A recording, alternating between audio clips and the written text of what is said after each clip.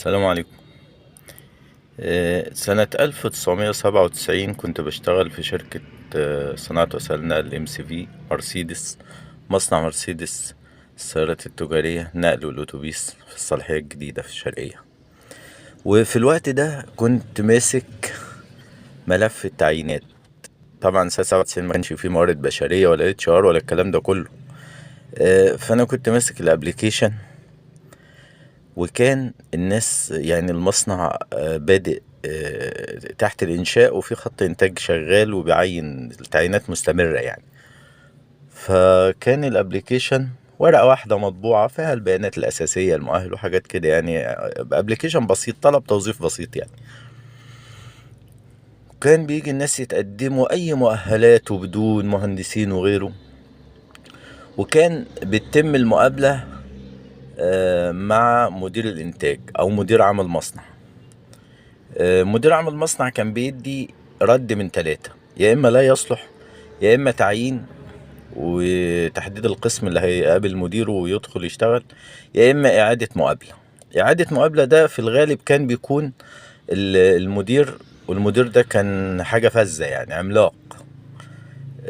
فكان بيدي إعادة المقابلة دي لأسباب: شايف إن هو يصلح في مكان معين بس المكان ده لسه ما جهزش أو ما اشتغلش.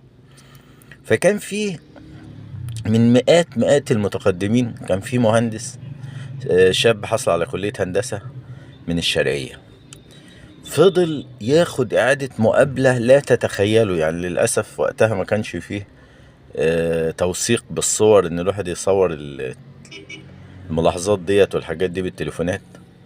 فضل ياخد إعادة مقابلة يمكن 2 وزيادة، 2 وزيادة بياخد إعادة مقابلة.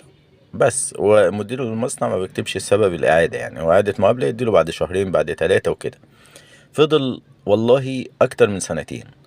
والشاب طبعا متطلع إنه يشتغل في شركة كبيرة زي كده، وأكيد عنده شغل خاص أو الله أعلم بيقضي وقته إزاي في الفترات دي، وبيجي في مواعيده ومتمسك إن هو يشتغل برضه.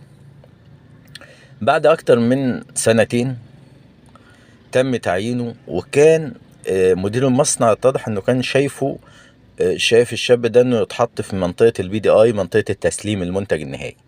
المنتج النهائي اللي هي العربية كانت بتتسلم في الإدارة في العبور، ولكن كان بيجهز مكان في المصنع علشان بعد كده تتسلم في المصنع. فمسكها الأخ اللي بكلمكم عليه ده.